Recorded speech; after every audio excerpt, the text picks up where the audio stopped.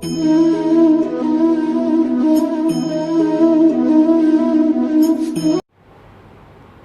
Students, કેમ છો બધા? મજામાં? આજના સેશનમાં હવે આપણે દાખલા કરવા છે સાહેબ, અને સૂત્ર એક જ છે કે Q1 Q2 upon R square. એના ઉપરની ડિસ્કશન કરવાની થાય છે.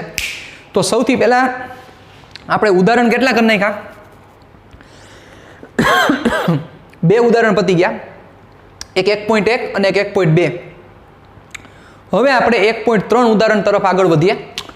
એની રકમ હું તમને કહી દઉં છું. રકમ એવી છે, 1 પ્યાલા પાણીમાં કેટલા ધન અને ઋણ વિદ્યુતભાર હશે. ચાલો, ચેપ્ટર નંબર 1 ની આપણે ચર્ચા કરી રહ્યા છીએ. રેડી? પહેલી વાર લખવાનું હોય, પછી ન લખવાનું હોય, તમને ખબર છે. ચાલો, ઉદાહરણ 1.3.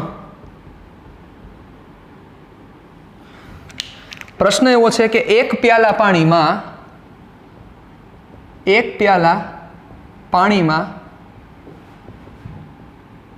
કેટલા ધન અને ઋણ વિદ્યુતભારો હશે? યસ, બહુ સિમ્પલ પ્રશ્ન છે, એટલે એની રકમ મેં તમને લખી દીધી. બાકી મોટી મોટી રકમ તો તમને મસ્ત સ્ક્રીન ઉપર દેખાશે. પરફેક્ટ. ચાલો વાંચો. 1 પ્યાલા પાણીમાં કેટલા ધન અને ઋણ વિદ્યુતભાર હશે, આવો પ્રશ્ન પૂછેલો છે. તો આનો જવાબ લોસા ઘણા થશે. સૌથી પહેલો પ્રશ્ન એ થશે કે સર 1 પ્યાલા પાણીમાં, 1 પ્યાલો એટલે પાણી કેટલું લેવાનું? 200 ગ્રામ, 300 ગ્રામ, 400 ગ્રામ, 500 ગ્રામ. પણ થોડુંક મીડિયમ ડિસ્કશન કરવાની. રૂટીન લોકોનો જે પ્યાલો હોય ને એની ચર્ચા છે આ. એટલે એવું નહીં લેવાનું કે 1 પ્યાલો એટલે અમારા સાહેબ અમારા આગળ પ્યાલો છે બહુ મોટો છે, 1 લીટર સમાય છે, એવી ચર્ચા નહીં કરવાની. રેડી? એટલે આપણે 1 પ્યાલો એટલે 200 ગ્રામ લ્યો પાણી તો પણ ચાલે, 250 ગ્રામ પાણી લ્યો તો પણ ચાલે, 300 ગ્રામ પાણી લ્યો તો પણ ચાલે, પણ 500, 500, 600 ગ્રામ પાણી નહીં લેવાના. એટલે આપણે બુક પ્રમાણે જઈએ છીએ, 250 ગ્રામ પાણી લેશું આપણે. એટલે 1 પ્યાલામાં જે પાણી રહેલું છે કેટલા ગ્રામ છે? 250 ગ્રામ છે, એવું આપણે કન્સિડર કરીને આલીએ છીએ. ઓકે? હવે આ સમ તમને એમ થશે કે સર આવો શું ઓકવર્ડ સમ પૂછ્યો છે, આવો વિચિત્ર સમ શું કામ પૂછ્યો છે? આ સમ ખાલી એટલું સમજાવવા માગે છે કે 1 પ્યાલો પાણી હોય તો એમાં કેટલો વિદ્યુતભાર રહેલો હોય. એનો જે આન્સર આવશે એ આન્સર તમને આશ્ચર્યમાં મૂકી દેશે. જેમ ઓલું ઉદાહરણ 1.2 હતું, યાદ કરો કે 10⁹ ઇલેક્ટ્રોન, 1 અબજ ઇલેક્ટ્રોન દર સેકન્ડે એક પદાર્થમાંથી બીજા પદાર્થમાં જાય તો 1 કુલમ જમા થવા માટે કેટલો સમય લાગે? યાદ કરો, એ બહુ મોટી કિંમત હતી. એવી જ રીતે જે આનો આન્સર આવશે એ પણ તમને સમજાવશે કે તમે 1 પ્યાલો ખાલી પાણી પીવો તો તમે કેટલો વિદ્યુતભાર પી જાઓ છો. રેડી? ચાલો, તો હવે શરૂઆત ક્યાંથી કરીએ? તો 1 પ્યાલા પાણીમાં ધારો કે કેટલા ગ્રામ પાણી છે? 250 ગ્રામ પાણી છે. ચાલો ધ્યાન રાખજો. ધારો કે 1 પ્યાલા પાણીમાં 250 ગ્રામ પાણી છે. 1 પ્યાલા પાણીમાં કેટલા ગ્રામ પાણી છે? 250 ગ્રામ. હવે આ 250 ગ્રામ પાણીમાં કેટલા ધન વિદ્યુતભાર અને કેટલો ઋણ વિદ્યુતભાર, આવો પ્રશ્ન કીધેલો છે. તો કેમ કરશું બચ્ચાઓ? કયો જોઈ? ક્યાંથી વિચાર તમને આવશે? પાણીનો એક અણુ હોય બચ્ચાઓ, એક અણુ. તો પાણીનો એક અણુ એટલે એને H2O કહેવાય. તો આ H2Oમાં કુલ કેટલા ધન વિદ્યુતભાર ને કેટલા ઋણ વિદ્યુતભાર હોય તમે કહી શકો? સાંભળજો, જુઓ. એ વસ્તુ અહીંયા સાઈડમાં તમને દર્શાવું છું, પછી આપણે અહીંયા નોંધ લખી લેશું. અત્યારે તો ખાલી આ સમજણ માટેની વાત છે કે પાણીનો એક અણુ એટલે હું H2O કન્સિડર કરું તો આમાં ધન વિદ્યુતભાર કેટલા અને ઋણ વિદ્યુતભાર કેટલા? મને ખબર છે કે આ તટસ્થ જ છે, આઈ નો વેરી વેલ ધેટ. એટલે આપણે કુલ વિદ્યુતભાર 0 થાય મને ખ્યાલ છે. એટલે કે જેટલો ધન વિદ્યુતભાર હશે એટલો જ ઋણ વિદ્યુતભાર હશે, એ પણ મને ખ્યાલ છે. પણ આ H2Oમાં કેટલા ધન વિદ્યુતભાર ને કેટલા ઋણ વિદ્યુતભાર તમે કહી શકો? વિચારો. હાઇડ્રોજન છે, હાઇડ્રોજન કેટલામાં નંબરનો તત્વ? પ્રથમ નંબરનો તત્વ. પ્રથમ નંબરનો તત્વ એનો મતલબ કે આમાં 1 પ્રોટોન હશે અને 1 ઇલેક્ટ્રોન રહેલો હોય, હા કે ના? અને બીજો કયો તત્વ છે તો કે ઓક્સિજન. તો ઓક્સિજન છે એ 8મા નંબરનું તત્વ છે. તો આમાં 8 પ્રોટોન અને 8 ઇલેક્ટ્રોન રહેલા હશે. વિચારો જોઈ, કારણ કે તટસ્થ છે એટલે જેટલા પ્લસ ચાર્જ હોય એટલા માઇનસ ચાર્જ હોય જ, કમ્પલસરી વાત છે. ચાલો, તો હવે વિચારો જોઈએ. હવે થોડુંક મને લોજિક આંકીને તમે જવાબ આપો. તો એક હાઇડ્રોજન પાસે એક પ્લસ ચાર્જ છે એટલે એક પ્રોટોન છે, તો એવા અહીંયા 2 હાઇડ્રોજન વપરાણે છે. જુઓ, તેનો મતલબ કે 2 તો પ્રોટોન થયા એટલે 2 પ્રોટોન થઈ ગયા. વિચારો 2p+. સમજાય છે શું બોલું છું? એવી જ રીતે એક ઓક્સિજન છે, તો એક ઓક્સિજન એટલે 8 બીજા. તો વિચારો 2 પ્રોટોન, એક હાઇડ્રોજનનો એક પ્રોટોન, એવા 2 હાઇડ્રોજન એટલે 2 પ્રોટોન, અને ઓક્સિજનના 8 પ્રોટોન એટલે ટોટલ કેટલા પ્લસ ચાર્જ થયા? 10 પ્રોટોન થયા. મતલબ કે H2O નો એક અણુ 10 પ્લસ એટલે કે 10 ઇલેક્ટ્રોન ધન ચાર્જ ધરાવે છે, કારણ કે પ્રોટોનનો વિદ્યુતભાર ધન છે. યાદ કરો. હા, એટલે કે એક H2O નો અણુ 10 પ્લસ 10 ઇલેક્ટ્રોન ચાર્જ ધરાવે છે, તો સાથે બચાવ -10 ઇલેક્ટ્રોન ચાર્જ પણ ઋણ વિદ્યુતભાર ધરાવે છે, કારણ કે એક હાઇડ્રોજન પાસે એક ઇલેક્ટ્રોન છે, એવા 2 હાઇડ્રોજન એટલે 2 ઇલેક્ટ્રોન એના અને 8 ઇલેક્ટ્રોન ઓક્સિજનના, એટલે ટોટલ કેટલા ઇલેક્ટ્રોન થયા? 10 ઇલેક્ટ્રોન થયા. સાહેબ સમજા મારી વાત શું કહેવા માંગુ છું? તો મતલબ હાઇડ્રોજનનો એક અણુ હોય, તો એક અણુ હાઇડ્રોજન હોય તો એ 10 ઇલેક્ટ્રોન જેટલો ધન વિદ્યુતભાર અને 10 ઇલેક્ટ્રોન જેટલો ઋણ વિદ્યુતભાર ધરાવે છે. તો પહેલા હવે ઈ ગોતવું પડશે બેટા કે 250 ગ્રામ પાણીમાં કેટલા H2O હશે? કેમ મળે? તો એના માટે થોડુંક કેમેસ્ટ્રીને આપણે યાદ કરવું પડશે. જો તમને આ બધી વસ્તુ યાદ હોય, 1 મોલ આવી ગયું યાદ? 1 મોલ હોય તો એમાં કેટલા હોય? 6.022 × 10⁻23 જેટલા અણુઓ રહેલા હોય. યાદ કરો, યાદ કરો, યાદ કરો, વો દિન યાદ કરો. એટલે કે એક અણુ એટલે આનો મોલેક્યુલર માસ એટલે કે આપણે ગુજરાતીમાં કહીએ અણુભાર શું થાય? હાઇડ્રોજન એટલે 1 ગ્રામ એટલે 2 ગ્રામ હાઇડ્રોજનના, અને ઓક્સિજન એટલે 16 ગ્રામ એટલે 18 ગ્રામ થાય. સાહેબ બેટા 18 ગ્રામ પર મોલ, એટલે કે 18 ગ્રામ પાણી લ્યો એનો મતલબ કે 1 મોલ પાણી થાય, એટલે કે 18 ગ્રામ પાણી લ્યો એનો મતલબ કે 6.022 × 10⁻23 H2O ના અણુ થશે. સાહેબ એટલે 18 ગ્રામે 6.022 × 10⁻23 H2O ના અણુ, તો અહીંયા કેટલા ગ્રામ છે? 250 ગ્રામ છે. યસ, નંબર ઓફ મોલેક્યુલ્સ એટલે કે H2O ના અણુની સંખ્યા મળી જશે. તો એક અણુ પાસે કેટલા છે એ પણ મળી ગયા, તો અણુની સંખ્યા મળી ગઈ. તો એક અણુ પાસે આટલો હોય તો આટલા અણુ પાસે કેટલા હોય? બહુ સિમ્પલ વસ્તુ છે, સમ પૂરો થઈ ગયો તમારો. પણ તમને ઈ લાઈટ થવી જોઈએ કે આ સમને હેન્ડલ કઈ રીતે કરવું. 250 ગ્રામ પાણી છે એટલે પહેલા એ વિચારવું પડે કે પાણીમાં અણુઓની સંખ્યા કેટલી હશે. તો એ આપણે ગોઈતું ક્યાંથી? તો એ આપણે ગોઈતું અણુભાર ઉપરથી. અણુભાર ઉપરથી અણુની સંખ્યા મળી ગઈ. અણુની સંખ્યા મળી ગઈ પછી આપણે વિચાર્યું કે એક અણુ પાસે કેટલો ધન વિદ્યુતભાર, કેટલો ઋણ વિદ્યુતભાર, એ આપણે મેઝર કર્યો. તો એક અણુ પાસે આટલો હોય તો આટલા અણુ પાસે કેટલો હોય? સિમ્પલ વાત છે. વધી આગળ ચાલો જોજો બરોબર રીતે. તો પહેલા આપણે અણુની સંખ્યા ગોતી લઈએ. ચાલો તો શું થશે? ક્યાંથી સ્ટાર્ટ કરશું? જોજો બરોબર. 18 ગ્રામ પાણી, Na જેટલા અણુઓ,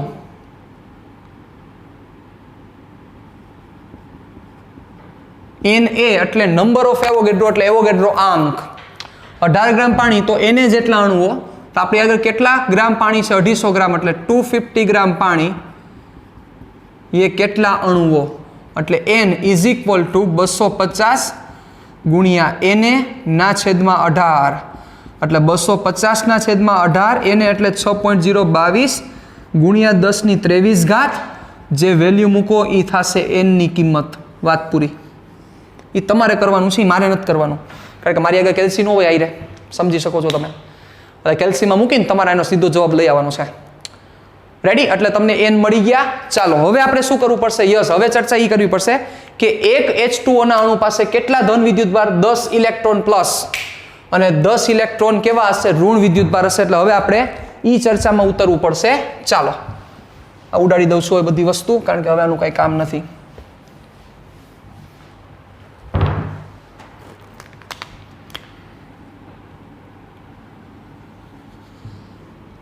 ચાલો H2O નો એક અણુ 10 E જેટલો ધન વિદ્યુતભાર અને 10 E જેટલો ઋણ વિદ્યુતભાર ધરાવે છે. ક્લિયર? એટલે આનો મતલબ એ થયો કે 250 ગ્રામ પાણીમાં ધન વિદ્યુતભાર અને ઋણ વિદ્યુતભારના મૂલ્યો કેવા હશે? સમાન હશે, કારણ કે આફ્ટર ઓલ પાણી કેવું છે? ન્યુટ્રલ છે. ચાલો તો શું થશે? ધ્યાન રાખજો બરોબર. પાણીના એક અણુમાં રહેલો ધન વિદ્યુતભાર, એને આપણે સ્મોલ ક્યુ નામ આપીએ, પ્લસ 10E. 10E ની કિંમત 1.6 ઇન્ટુ 10⁻⁻19 એટલે 1.6 ઇન્ટુ 10⁻⁻18 કુલમ આટલો વિદ્યુતભાર છે એક પાસે. તો આપણે તો કેટલા પાસે ગોતવાનો છે? યસ, આ તો એક અણુની વાત થઈ, આપણે n જેટલા અણુ માટે ગોતવાનું છે. તો શું થશે? ધ્યાન રાખજો. એક H2O નો અણુ Q જેટલો વિદ્યુતભાર, NH2O ના અણુ કેટલો વિદ્યુતભાર? સિમ્પલ છે, તેને આપણે નામ આપશું કેપિટલ Q. તો capital Q is equal two શું થશે? N into Q. સિમ્પલ. એટલે n તમને અહીંયા મળી ગયા છે, ગોતી લેવાના છે, અને Q ની કિંમત અહીંયા પડી જ છે 1.6 ઇન્ટુ 10⁻⁻18. વેલ્યુ મૂકો એટલે તમને ટોટલ Q મળશે. પણ આ કેવો Q મળશે? તો કે ધન વિદ્યુતભાર મળશે. રેડી? ડન? ચાલો હવે આની સાથે સાથે જ આપણે ઋણ વિદ્યુતભારની પણ ચર્ચા કરવાની છે. તો આટલો જ કેટલો હશે? ઋણ વિદ્યુતભાર હશે. તો એ આપણે અહીંયા મેન્શન કરી દઈએ કે અહીં પાણી તટસ્થ હોવાથી Q જેટલો જ ઋણ વિદ્યુતભાર પાણી ધરાવે છે. પૂરી થઈ ગઈ વસ્તુ. તો આ જે કિંમત આવે એ કિંમતનો આન્સર હું તમને કહું સાહેબ, એ કિંમત આવશે 1.34 × 10⁷. આટલી મોટી કિંમત આવશે. કારણ કે મારી પાસે કેલ્સી નથી એટલે મેં બુકમાંથી જોઈને એનો આન્સર કીધો 1.34 × 10⁷.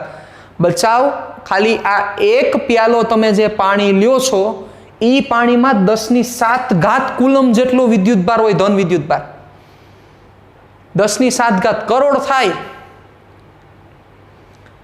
એટલે 10⁷ એક પ્યાલો આમ પાણી પી ગયા એટલે 10⁷ એટલે 1 કરોડ કુલંબ તમે પી ગયા. તો તમને એમ થાય કે સર તો આપણને નુકસાન ન કરે? ન કરે. એનું કારણ કે જેટલો ધન વિદ્યુતભાર પીવો છો એટલો જ સાથે સાથે તમે ઋણ વિદ્યુતભાર પીવો છો, એટલે તટસ્થ છે વસ્તુ. એના કારણોસર આ થાય છે. ક્લિયર? તમે તમારી ફેરબુકમાં આખું મસ્ત રીતે પહેલાં આ લખી નાખો, વ્યવસ્થિત રીતે આખું નોટ કરી લ્યો, પછી આપણે આગળ વધીએ. ચાલો લખી નાખો વ્યવસ્થિત રીતે, સ્ક્રીનશોટ પાડી લો એટલે તમને વધારે કન્વિનિયન્ટ રહેશે.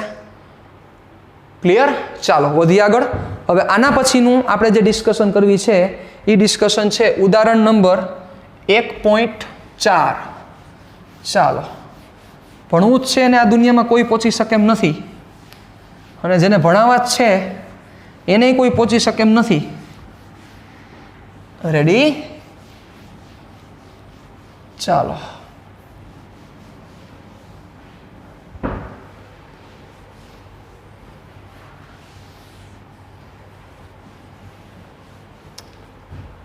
હવે કાઢ નાખાય ને, એક જ વાર લખવાનું હોય. ચાલો ભાઈ, હવે છે ઉદાહરણ નંબર 1.4. તમને સ્ક્રીન ઉપર આખી એની રકમ દેખાશે. ઉદાહરણ નંબર 1.4. ચાલો જોવો, હું બુકમાંથી જોતો જાઉં છું. બહુ સિમ્પલ જેવો સમ છે, પણ આ સમ આખી એક કમ્પેરિઝન સમજાવે છે. વાંચો એટલે સમજાશે. બે બિંદુવત વિદ્યુતભારો વચ્ચેના સ્થિત વિદ્યુત બળ માટેનો કુલમનો નિયમ ખબર છે તમને? ચાલો, કુલમનો નિયમ. અને બે સ્થિર બિંદુવત દળો વચ્ચેનો ગુરુત્વાકર્ષણ બળ માટેનો ન્યૂટનનો નિયમ. એ બંનેનો આધાર વિદ્યુતભારો સ્લેશ એટલે સ્થિત વિદ્યુત બળ માટે વિદ્યુતભારો અને ગુરુત્વ બળ માટે દળો વચ્ચેના અંતરના વ્યસ્ત વર્ગ પર છે. જાણીએ જ છીએ આપણે કે સ્થિત વિદ્યુત બળ હોય તો એનો જે આધાર છે એ કેના ઉપર છે? તો કે વર્ગના વ્યસ્ત પ્રમાણ પર. કોનો? કોના વચ્ચેનું અંતર? વિદ્યુત ભારો વચ્ચેનું અંતર, બિંદુવત વિદ્યુત ભારો. અને ગુરુત્વ બળ બોલો તો બિંદુવત દળ વચ્ચેના અંતરના વર્ગના વ્યસ્ત પ્રમાણમાં છે. ચાલો, તો પેલું એમાં બે પ્રશ્ન છે, એ અને બી. એમાં પેલો, કારણ કે એમાં પાછા બે પ્રશ્ન છે, જોજો બરોબર રીતે. એટલે એમાં પેલો શું છે? ઇલેક્ટ્રોન અને પ્રોટોન, અને બીજો બે પ્રોટોન. એટલે પહેલા પ્રશ્નમાં પહેલો પ્રશ્ન એટલે એમાં પેલો કે ઇલેક્ટ્રોન અને પ્રોટોન, અને બીજું બે પ્રોટોન વચ્ચે આ બળોના માનના ગુણોત્તર પરથી તેમની પ્રબળતાની સરખામણી કરો. યસ, એટલે કે ઇલેક્ટ્રોન અને પ્રોટોન વચ્ચે લાગતું ગુરુત્વાકર્ષી બળ અને ઇલેક્ટ્રોન અને પ્રોટોન વચ્ચે લાગતું કુલંબિયન બળ, આ બંનેની કમ્પેરિઝન તમારે કરવાની છે અને એનો ગુણોત્તર લેવાનો છે. એવું ઇલેક્ટ્રોન અને પ્રોટોન માટે, અને એવું જ તમારે બે પ્રોટોન માટે ચર્ચા કરવાની છે. એટલે સિમ્પલ વેમાં સમજાવવું તો એવું થાય કે બે પ્રોટોન વચ્ચે જેટલું વિદ્યુત બળ લાગે અને બે પ્રોટોન વચ્ચે જેટલું ક્યુ બળ લાગે, ગુરુત્વાકર્ષી બળ લાગે, એ બંનેનો ગુણોત્તર. એટલે તમને કમ્પેરિઝન ખબર પડે કે કોણ વધારે છે, કોણ ઓછું છે, કોણ કેટલા ગણું છે, કોણ કેટલું તાકાતવાળું છે. હવે આ ચર્ચા જે બે પ્રોટોન માટે કરી, એ જ તમારે પછી ચર્ચા એક ઇલેક્ટ્રોન અને પ્રોટોન માટે કરવાની છે. ક્લિયર? આપણો આ પહેલો છે. પછી બીજું શું કીધું છે કે ઇલેક્ટ્રોન અને પ્રોટોન 1 એંગસ્ટ્રોમ દૂર હોય ત્યારે તેમના પરસ્પર આકર્ષણ બળથી ઉદ્ભવતા ઇલેક્ટ્રોન અને પ્રોટોનના પ્રવેગ શોધો. એટલે પછી બીજામાં એવું કીધું છે કે ઇલેક્ટ્રોન અને પ્રોટોન જ્યારે 1 એંગસ્ટ્રોમ જેટલા અંતરે હોય તો આકર્ષણ બળને લીધે કેટલો પ્રવેગ ઉદ્ભવશે, એ પ્રવેગનું સૂત્ર, એ પ્રવેગની કિંમત તમારે ગોતવાની છે. એ પ્રવેગ પણ બહુ મોટો હશે, એ ફાઇન કરશું ત્યારે ખબર પડશે. તો પહેલાં એક ખાસ વસ્તુ આપણે હવે મગજમાં રાખશું કે જ્યારે આ રકમ તમારી સ્ક્રીન ઉપર આવે છે ત્યારે આખી રકમ પહેલાં તમારે તમારી બુકમાં લખી લેવાની છે, જો ટેક્સ્ટ બુક ન હોય તો. અને ટેક્સ્ટ બુક હોય તો કાંઈ પ્રશ્ન નથી. રેડી? એટલે હું તમને સ્ક્રીન ઉપર દેખાડીશ ત્યારે હું સમજાવતો પણ જઈશ, પણ પછી સ્ક્રીન ઉપરથી વહી જશે, કારણ કે બોર્ડ આખા બોર્ડની જરૂર પડતી હોય ત્યારે. રેડી? એટલે આ વસ્તુ ખાસ મગજમાં રાખજો. ડન? ચાલો, તો પહેલાં તમે નો લખી હોય તો પહેલાં લખી લ્યો, પછી આપણે આગળ વધીએ. ચાલો, તો હવે આપણે ડિસ્કશન કરીએ. પહેલામાં પેલું છે ઇલેક્ટ્રોન અને પ્રોટોન. ચાલો જોજો, ઉદાહરણ નંબર 1.4. ઉદાહરણ નંબર 1.4. એમાં પ્રશ્ન એવો છે કે ઇલેક્ટ્રોન અને પ્રોટોન વચ્ચે લાગતું બળ. સાવ સિમ્પલ છે. એમાં પેલો ઇલેક્ટ્રોન અને પ્રોટોન. ચાલો, એમાં કમ્પેરિઝન કરવાની છે. એટલે પહેલા હું વિદ્યુત બળ લઈ લઉં, પછી ગુરુત્વાકર્ષી બળ લઈ લઉં, એ બેનો સીધું કમ્પેરિઝન એટલે ગુણોત્તર, રેશિયો લેવાનો છે. રેશિયો એટલે ગુણોત્તર. ઇલેક્ટ્રોન અને પ્રોટોન r અંતરે હોય ત્યારે તેમની વચ્ચે લાગતું, પેલા ક્યુ બળ લઈ લેશું આપણે, વિદ્યુત બળ. રેડી? ચાલો, તો શું થશે? ધ્યાન દેજો બરોબર. આ ઇલેક્ટ્રોન અને આ પ્રોટોન કેટલા ડિસ્ટન્સે છે? r જેટલા અંતરે છે. બરોબર? મારો r થોડોક સરખો નથી થતો, પણ તમે સમજદાર છો એટલે સમજી જશો. રેડી? ચાલો, તો ત્યારે લાગતું વિદ્યુત બળ સિમ્પલ છે, Fe is equal two K Q1 Q2. Q1ની કિંમત કેટલી થશે? E. આપણે વેલ્યુ જ મૂકવાની છે બેટા. માઇનસ આવે તો આપણે શું મૂકશું? પ્લસ જ મૂકશું. ખાસ મગજમાં રાખજો. K Q1 Q2. Q1 એટલે E, Q2 એટલે પ્રોટોનનો ચાર્જ કેટલો હોય? E જેટલો જ હોય, ના છેદમાં r સ્ક્વેર. એટલે is equal two Ke square ના છેદમાં r સ્ક્વેર. અહીંયા કૌંસમાં લખી નખાય. કેવું બળ લાગશે? આકર્ષી. આને આપી દો સમીકરણ નંબર 1, આ Fe. ચાલો, હવે આ જ બંને વચ્ચે લાગતું ગુરુત્વાકર્ષી બળની ચર્ચા કરવાની છે. સિમ્પલ છે. તો ઇલેક્ટ્રોન અને પ્રોટોન વચ્ચે r અંતર હોય ત્યારે લાગતું ગુરુત્વાકર્ષી બળ. રેડી? એને હું દર્શાવીશ Fg વડે. તો શું થશે બચ્ચા? કયો જોઈ? G me mp upon r square. શું કામ me mp? સમજ્યા કે નો સમજ્યા? યસ, ઇલેક્ટ્રોનનું દળ લેવું પડશે. gm1 m2 ના છેદમાં r સ્ક્વેર સૂત્ર છે. ઇલેક્ટ્રોનનું દળ, પછી પ્રોટોનનું દળ me mp ના છેદમાં r સ્ક્વેર. અને આપી દો સમીકરણ નંબર 2. અને આ બળ કેવું લાગશે? કમ્પલસરી આકર્ષી જ હોય. ઓમાં તો આકર્ષી અને અપાકર્ષી શક્ય છે, આમાં એવું શક્યતા નથી. કારણ કે ગુરુત્વાકર્ષી બળ હંમેશા આકર્ષી પ્રકારનું. ચાલો તો સમીકરણ 1 અને 2 આપણે આની કમ્પેરિઝન કરવાની છે. તો સીધો આનો ગુણોત્તર લઈ લો. ચાલો શું થશે? તો હવે આપણે કરીએ સમીકરણ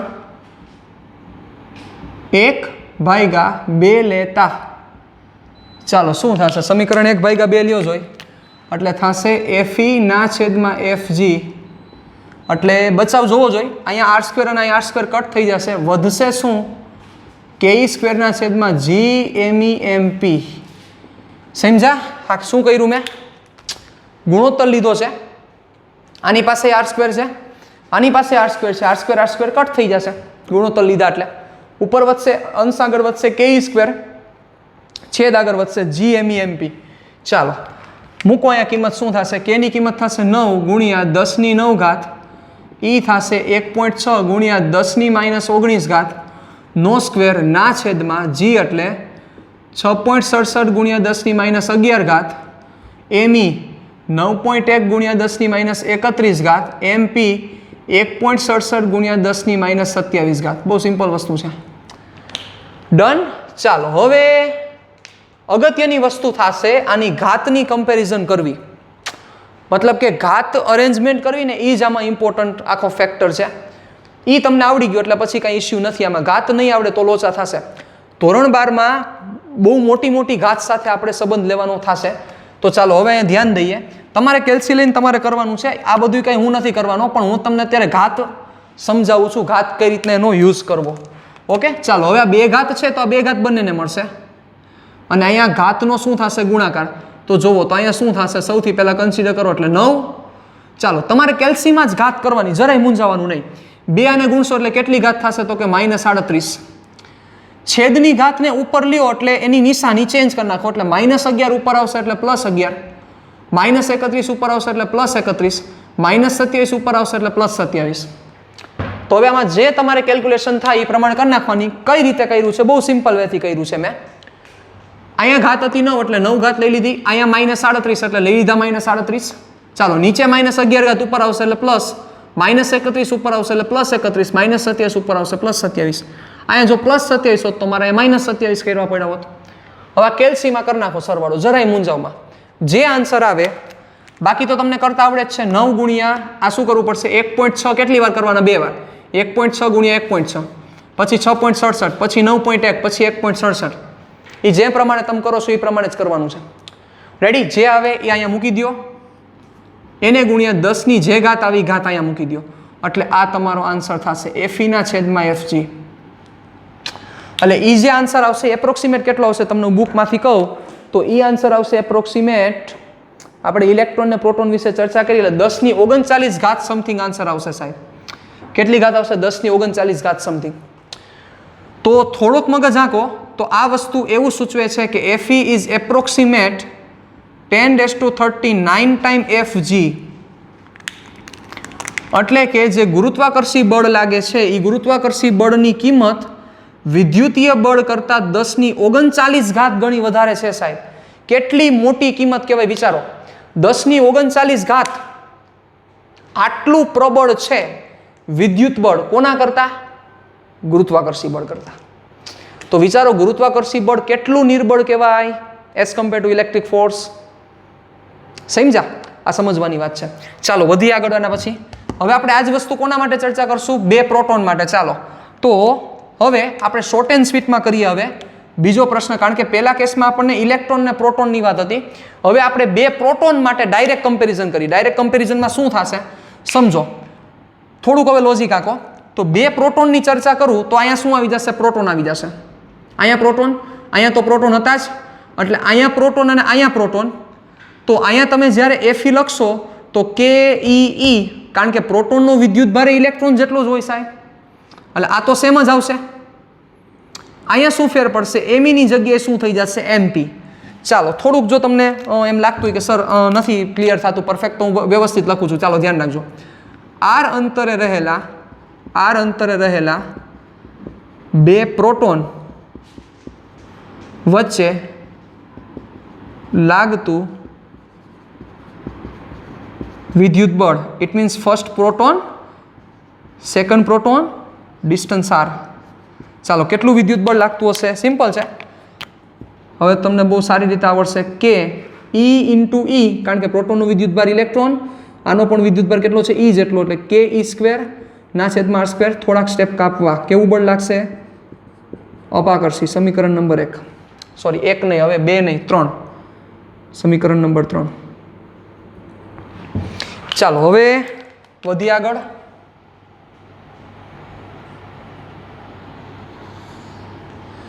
હવે આ જ બે પ્રોટોન વચ્ચે લાગતું ગુરુત્વાકર્ષી બળ, r અંતરે રહેલા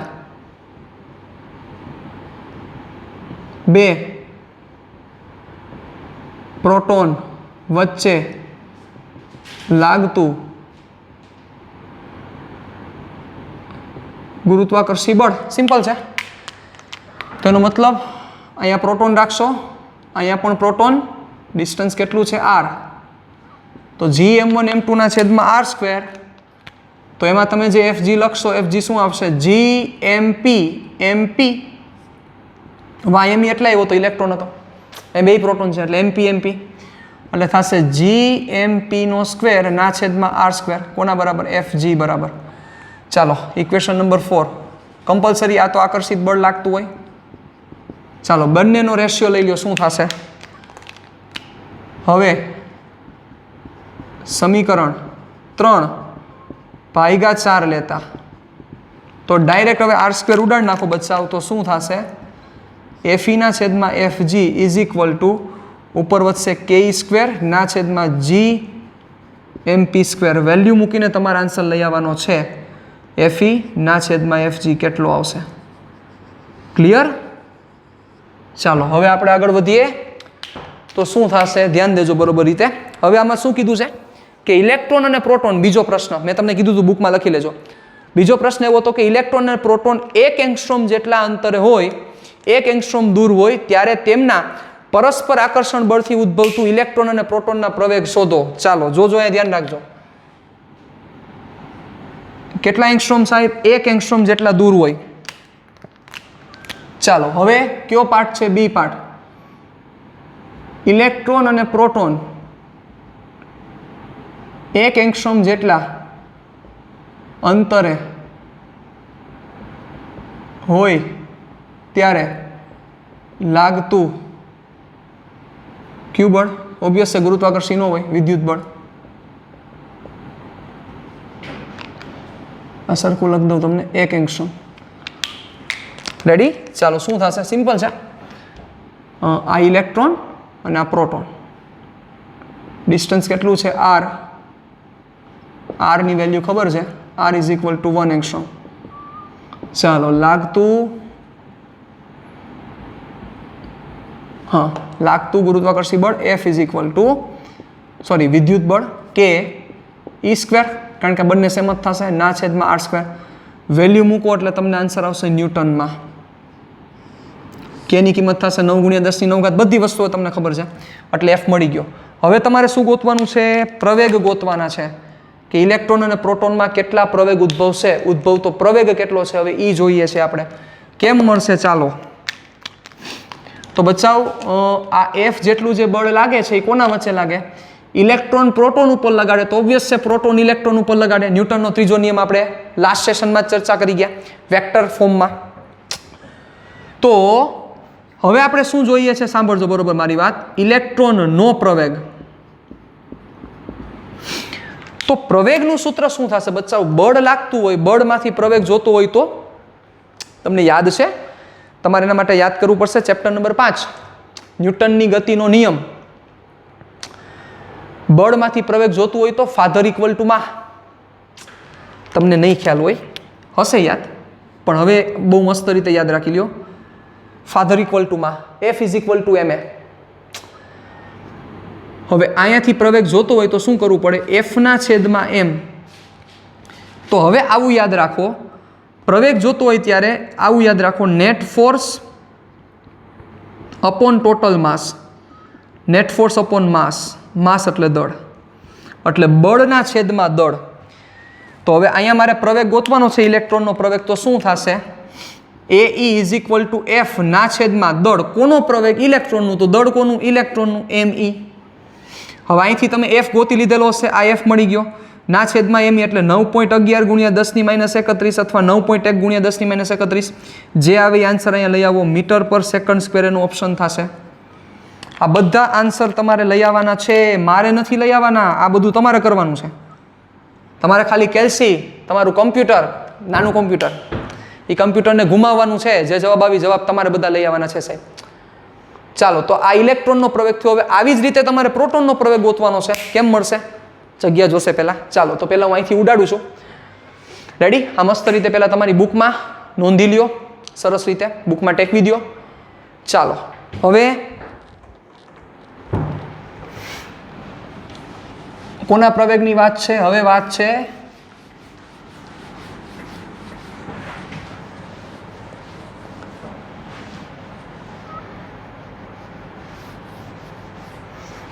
પ્રોટોનનો પ્રવેગ જોઈએ છે તમારે. ચાલો, તો શું થશે?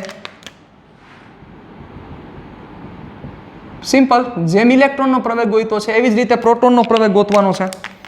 એટલે આપણે એને દર્શાવશું એપી, તો એફના છેદમાં એમપી, એટલે એફ તો ઓલું જે આવશે એ જ મૂકવાનું છે. ના છેદમાં એમપી એટલે 1.67 ગુણ્યા 10⁻27 વેલ્યુ મૂકો, તમારો આન્સર આવી જશે મીટર પર સેકન્ડ સ્ક્વેર. આ તમારો એપી થયો. બહુ સિમ્પલ વસ્તુ છે સાહેબ, કાંઈ આમાં નવીન છે નહીં. રેડી? ઉદાહરણ નંબર 4 તમારું પૂરું. તો આ ઉદાહરણ નંબર 4 તમને શું સમજાવ્યું? ઉદાહરણ નંબર 4નો એમ એક જ હતો, નાનકડો એવો એમ હતો કે ઇલેક્ટ્રિક ફોર્સ અને ગ્રેવિટેશનલ ફોર્સ એટલે કે વિદ્યુત બળ અને ગુરુત્વાકર્ષી બળ વચ્ચે શું કમ્પેરિઝન છે, પ્રબળતાનો સંદર્ભ શું છે, કોની કિંમત ઊંચી છે, કોની કિંમત નીચી છે, એ જ સંદર્ભ હતો. ક્લિયર? ચાલો, વધીએ આગળ. હવે આના પછીની જે આપણે ડિસ્કશન કરવી છે એ ડિસ્કશન ઉપર થોડાક હવે આગળ વધીએ.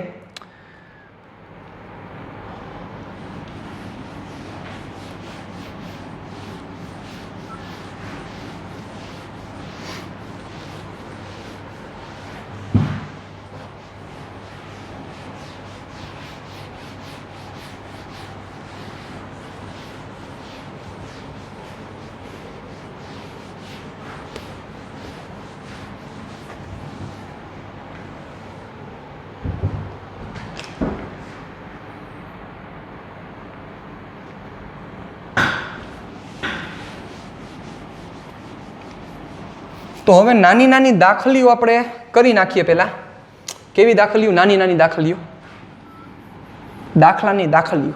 રેડી? ચાલો, તો તમને તમારી સ્ક્રીન ઉપર રકમ દેખાશે.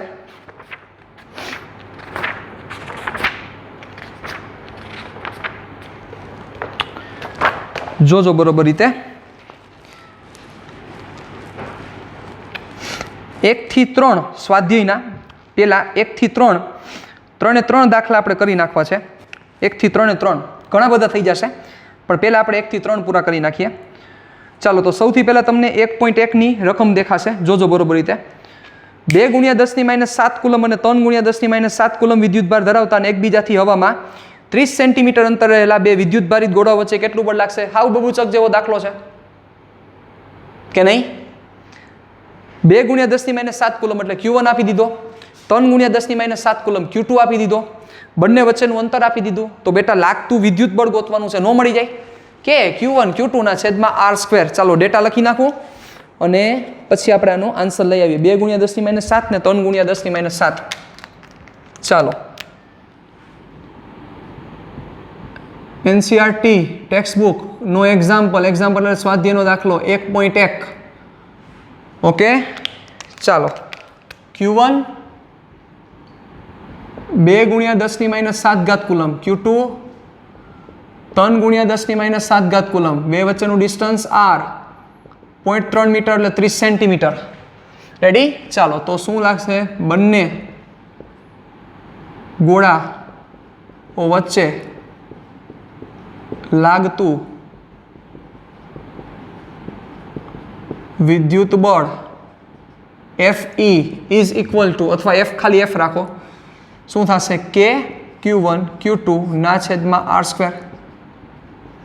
કિંમત મૂકી દો 9 ગુણ્યા 10⁹ Q1 2 ગુણ્યા 10 - 7 ઘાત Q2 3 ગુણ્યા 10 - 7 ઘાત ના છેદમાં r એટલે 0.3 નો સ્ક્વેર. રેડી? કેલ્સીમાં કરી નાખો. જે આન્સર આવી તમારો, મારો નો જ હોય ને સાહેબ, તમારે કરવાનું છે, મારે થોડું કરવાનું હોય.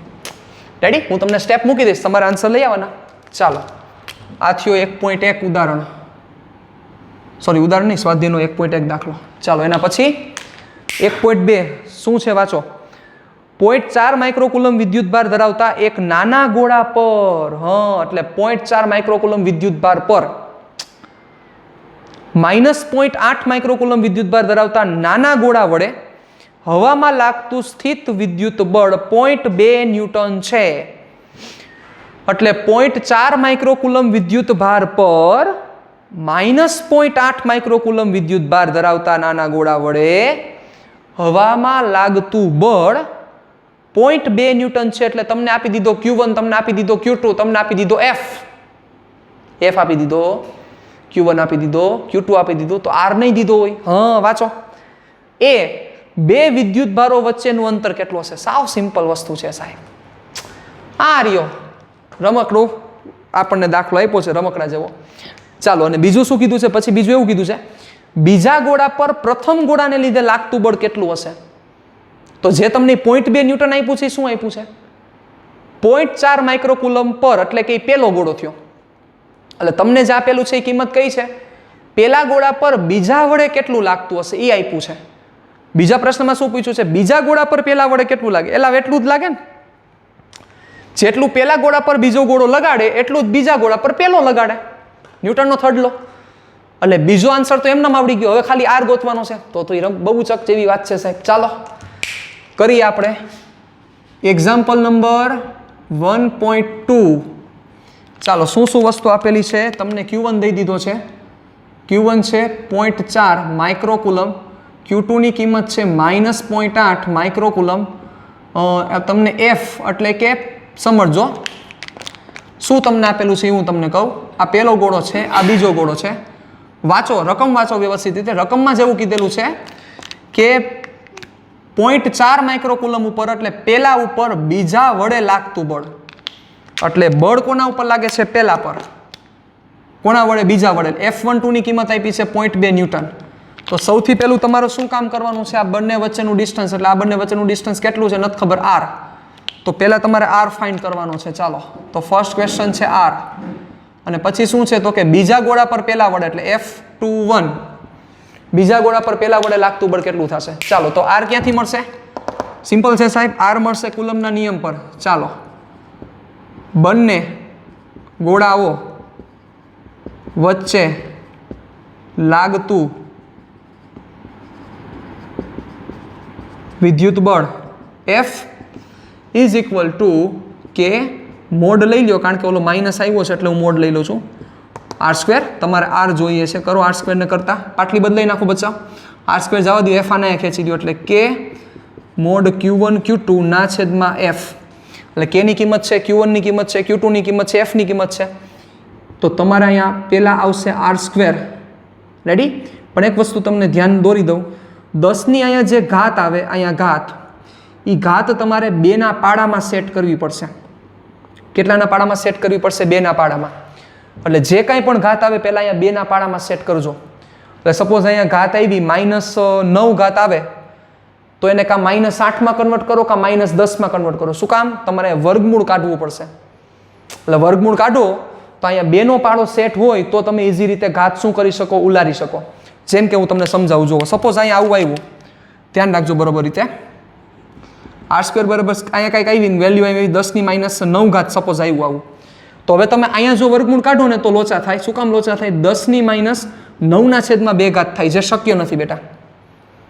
એટલે તમારી ગોતવામાં લાંબા થઈ જાવ તમે. શક્ય તો બધું છે, પણ ગોતવામાં લાંબા થઈ જાય આપણે. એટલે આપણે ધંધો નથી કરવાનો. એટલે આપણે શું કરી નાખવાનું? 9 ઘાત આવી તો સૌથી પહેલું સ્ટેપ ડાયરેક્ટ વર્ગમૂળ, ગાંડાની જેમ ચાલુ નહીં થઈ જવાનું.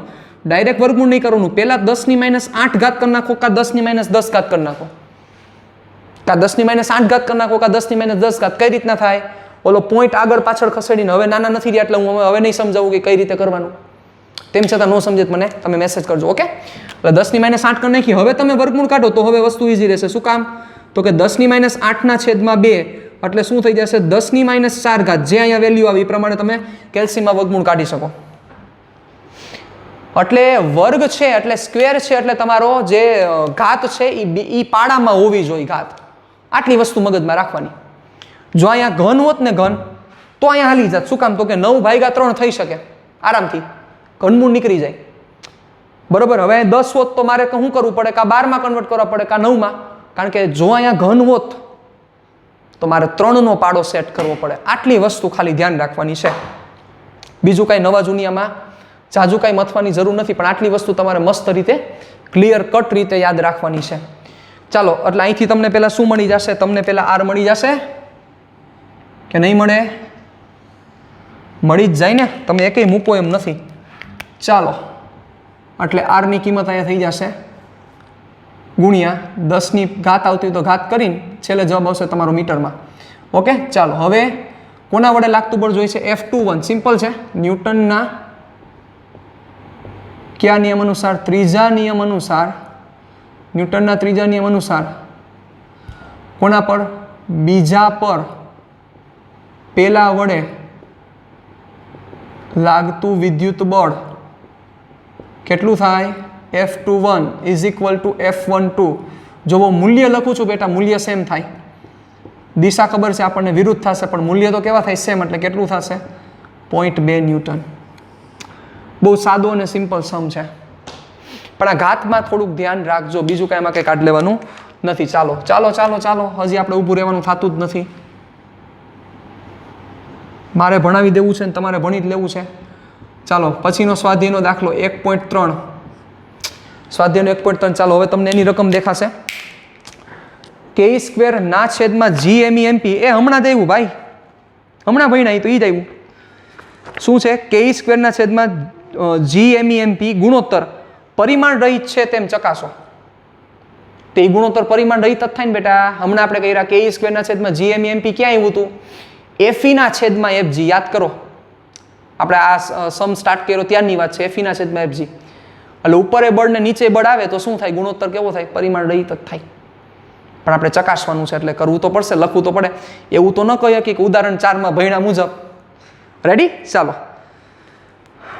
ભૌતિક અચળાંકો ધરાવતા કોષ્ટકમાં જુઓ. જોવાની જરૂર નથી, અમને તો આવડે જ છે બધું ભાઈ. અમને કે ખબર જ છે, ઈ ખબર જ છે, જી ખબર છે, એમી ખબર છે, એમપી ખબર જ છે.